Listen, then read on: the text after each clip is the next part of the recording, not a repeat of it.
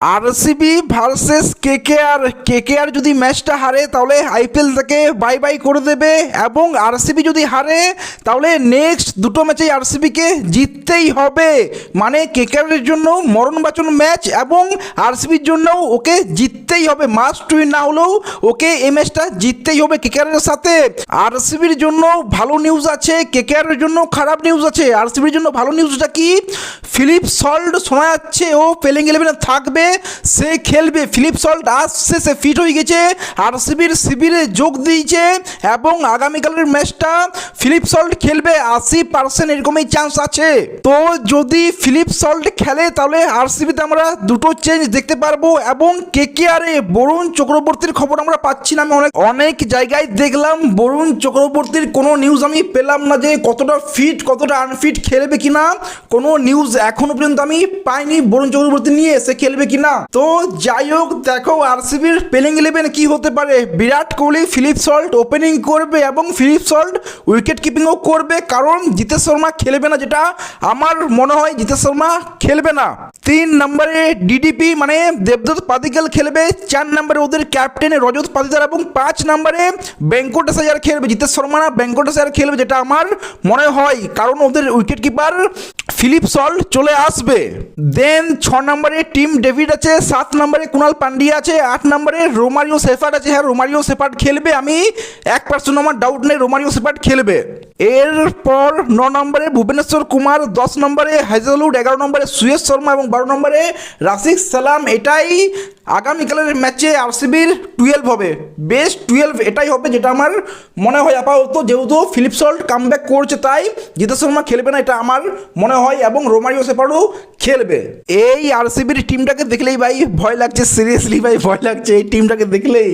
মানে Philip salt থেকে, বিরাট কোহলি থেকে, Tim David, Romario shepherd, Kunal Pandya, ওরে ভাই মিডিল অর্ডারে রজত পাটিদার, ও ব্যাপক ভাই, কি ডেঞ্জার। এসার ভুবনেশ্বর কুমার, হ্যাজেলউড বোলিং করবে ভাই। কেকেআরের জন্য মোটেও ইজি হবে না, খুবই টাফ হবে ভাই কেকেআরের জন্য। সবচেয়ে ডেঞ্জারাস ম্যাচ, সবচেয়ে খতরনাক ম্যাচ কেকেআরের জন্য এটাই হবে। রাহানের জন্য অগ্নি পরীক্ষা হবে যে রাহানে কি করবে, প্লেইং 11 কি হবে, কেকেআরের কেমন ক্যাপ্টেন্সি করবে। কারণ আমার মনে হয় না আগামীকাল ম্যাচে রোবমেন পাওয়াল খেলবে, আর যদি রোবমেন পাওয়াল না খেলে তাহলে ভাই রাহানের জন্য খুবই ডিফিকাল্ট হবে ক্যাপ্টেন্সি করা। কারণ রোবমেন পাওয়ালকে আমরা দেখেছি রাহানেকে টিপস দিতে, রাহানেকে হেল্প করতে আমরা দেখেছি, আর শেষ 2-3টে ম্যাচে আমরা দেখেওছি যে রাহানের ক্যাপ্টেন্সিটা মনে হচ্ছে হ্যাঁ ভালো ক্যাপ্টেন্সি করছে, সেটা রাহানে করছে না রোবমেন পাওয়াল, এইটা আমি এখন বলতে পারবো না। কিন্তু রোবমেন পাওয়ালকে আমরা দেখেছি যে রাহানেকে অনেক হেল্প করছে গ্রাউন্ডের ভিতরে, তাই রাহানে চাইবে রোবমেন পাওয়াল যেন খেলে। কিন্তু রোবমেন পাওয়াল খেললে সব গুরমাটি হয়ে যাবে ভাই, সবই গন্ডগোল হয়ে যাবে যদি আগামীকাল রোবমেন পাওয়াল খেলে তাহলে। কারণ দেখো ফিনালেন রাহানে, গ্রিন, রঘুবংশী, এটা তো টপ 4 থাকছেই। 5 নম্বরে রোবমেন পাওয়ালের জায়গায় মনীষ পান্ডে বা ধাইয়া, দুজনের মধ্যে একজনকে খেলাও। আমি তো বলবো ধাইয়াকে খেলাও, কিন্তু মনীষ পান্ডেও খারাপ অপশন হবে না, ওর এক্সপিরিয়েন্স আছে, এক্সপিরিয়েন্সটা কাজে লাগাতে পারে। কেকেআরের ফিনিশিংয়ে সেরকম কোনো এক্সপিরিয়েন্স প্লেয়ার নেই, তাই আমি এইখানে অ্যাটলিস্ট প্রেফার করবো মনীষ পান্ডেকে নাম্বার 5-এ। 6 নম্বরে রিঙ্কু সিং, 7 নম্বরে অনুকূল রয়, সুনীল নারায়ণ 8 নম্বরে। দেন বৈভব অরোরা, কার্তিক ত্যাগী এবং মাথিসা পাথিরানা আমার খেলবে আগামীকাল ম্যাচে, এবং সৌরভ দুবে বা বরুণ চক্রবর্তী, যদি বরুণ চক্রবর্তী ফিট না হয় তাহলে সৌরভ দুবেকে, আমি বলবো না কোনো স্পিনার খেলাও, বরুণ চক্রবর্তী যদি না খেলে তাহলে কোনো স্পিনার খেলাও আমি বলবো না, আমি বলবো সৌরভ দুবেকে খেলাও, কারণ ও একজন লেফট হ্যান্ড ফাস্ট বোলার, হাইটটা আছে, বিরাট কোহলিকে প্রবলেম ফেলাবে। বিরাট কোহলিকে আমরা দেখেছি ও লেফট হ্যান্ড ফাস্ট বোলারের ক্ষেত্রেও একটু প্রবলেম ফেস করে, ওর একটু উইক পয়েন্ট আছে লেফট হ্যান্ডের ফাস্ট বোলারদের দেখলে।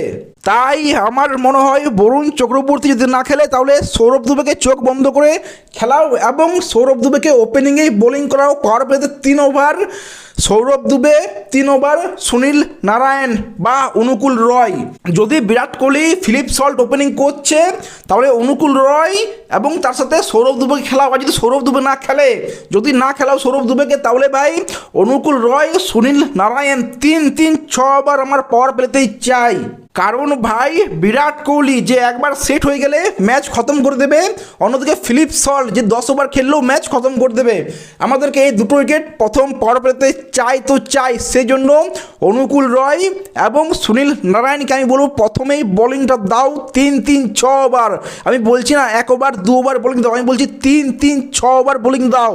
এবং কার্তিক ত্যাগী, ক্যামেরন গ্রিন এরা মিডিল ওভারে বোলিং করবে, রজত পাতিদার, দেবদত্ত পাদিক্কেল এদেরকে, বা তোমার ভেঙ্কটেশ আয়ার এদেরকে কার্তিক ত্যাগী এবং তোমার ক্যামেরন গ্রিন বোলিং করবে। আর এবং সবচেয়ে শেষে মাথিসা পাথিরানা, কারণ ওদের ভাই Kunal Pandya, team Davidson, Romario shepherd দারুণ সব হিটার আছে। তাই আমার মনে হয় আমাদের ডেথ স্পেশালিস্ট চাই তো চাই, আর সেই জন্য আমাদের পাথিরানাকে খেলাতেই হবে, যেটা আমার মনে হয়।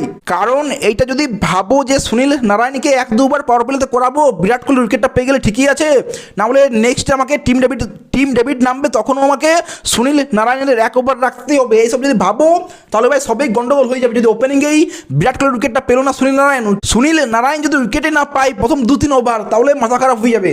তাই ভাই প্রথমে সুনীল নারায়ণকে নিয়ে 3 ওভার পুরো চান্স দাও, ওকে 3 ওভার পুরো চান্স দাও, দেন 1 ওভার রাখো। যদি কোনো ব্যাটসম্যান টিকে যায় তার বিরুদ্ধে সুনীল নারায়ণকে নিয়ে আসো এবং মাথিসা পাথিরানাকে ডেথ ওভারের জন্য রাখো।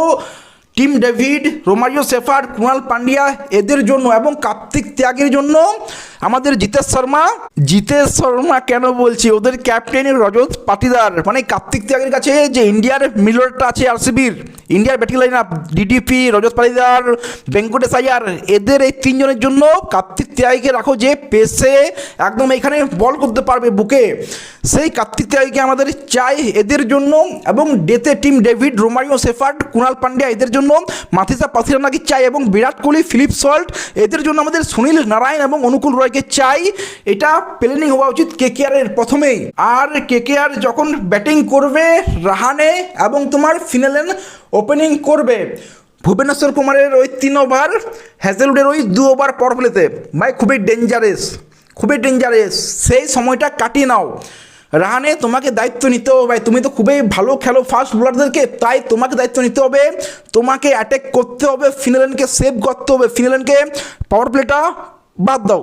কারণ হ্যাজেলউড, ভুবনেশ্বর কুমার এই দুজনকে খেলে নিলে সুইস শর্মা হোক, রোমারিও শেফার্ড হোক, কুনাল পান্ডিয়া হোক, রাশিদ সালাম হোক, যেই হোক, ফিন অ্যালেনের জন্য প্রবলেম হওয়া উচিত না। ওই প্রথমে 1-2 ওভার যার প্রবলেম হবে, তো সেই সময় রাহানেকে টার্গেট করা উচিত, ভুবনেশ্বর কুমার এবং হ্যাজেলউডকে। এই প্ল্যানিংয়েই যাওয়া উচিত কেকেআরকে, তবে কেকেআর জিতবে। কেকেআর দেখো ভাই, আমি এখনও বলছি আমার মনে হয় কেকেআরের খুবই একটা কম চান্স আছে জেতার, কিন্তু ভাই কেকেআর যদি ভালো খেলে 100% দেয়। আমি বলবো পুরোটাই ডিপেন্ড করছে ক্যাপ্টেন রাহানের উপর, রাহানে কি করবে। কারণ যদি রোববেন পাওয়ালকে না খেলায় তাহলে আমরা দেখা যাচ্ছে ক্যাপ্টেন্সি কেমন করছে, আর যদি রোববেন পাওয়ালকে খেলায় তাহলে আমার দেখা যাচ্ছে ওই টিম ডেভিড না বিরাট কোহলি সুনীল নারায়ণকে কার কাছে বোলিং করাবে। যদি ওই 2-3 ওভার সুনীল নারায়ণ বিরাট কোহলি আউট করতে না পারলো, তাহলে ওর ওভারটা টিম ডেভিড, মানে খুবই চ্যালেঞ্জিং হবে ক্যাপ্টেনের রাহানের জন্য। আগামীকাল ম্যাচটি অগ্নি পরীক্ষা হবে রাহানের জন্য, এটা অগ্নি পরীক্ষা হবে। আমার দেখার আছে আগামীকাল কি করছে রাহানে, আমি তখনই বলতে পারবো রাহানে অ্যাজ এ ক্যাপ্টেন সে কেমন করতে পারে বা কেমন ক্যাপ্টেন্সি করবে, এটা আগামীকাল ম্যাচ দেখলে আমরা বুঝতে পারবো। তো এই নিয়ে তোমরা কি বলবে কমেন্টে জানিও। ভিডিও ভালো লাগলে লাইক, শেয়ার, সাবস্ক্রাইব করে দিও। দেখা হচ্ছে পরে, টেক কেয়ার, সি ইউ।